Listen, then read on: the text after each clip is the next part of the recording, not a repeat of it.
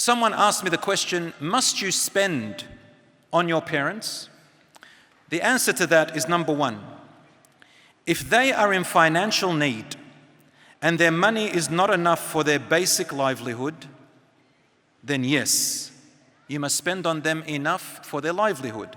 But this is only upon the son, the boys, not the girls, not the daughters.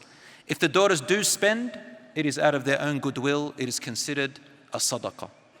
Number two, if the parents are not in need of financial help, then no, you are not obliged to spend on them. For example, one father said to his son, got his children and said, every month you have to give me an allowance. Even though the father had his own income, he had his own properties, he's got money, and then you get these children and says, you've got to give me an allowance.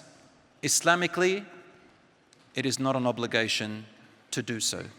Yani if you have enough, give your father, give your mother out of goodness, out of love, out of compassion, but to force them and to make it a thing in Islam where you are in sin if you don't do that, that is not true. But of course, brothers and sisters, we don't do it out of harshness, we do it out of love.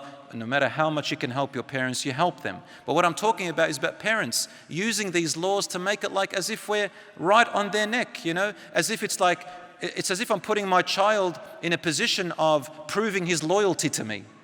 Let me see your loyalty. Will you give me this much every month? That's not right.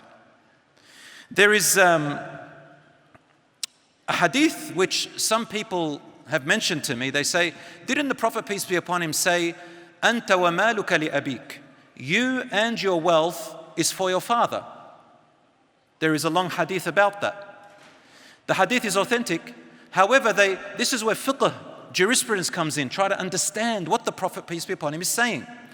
The meaning of this hadith is you and your wealth is for your father, meaning this was in relation to a man who said, Ya Rasulullah, my father, he wants to take my money, he wants to use it.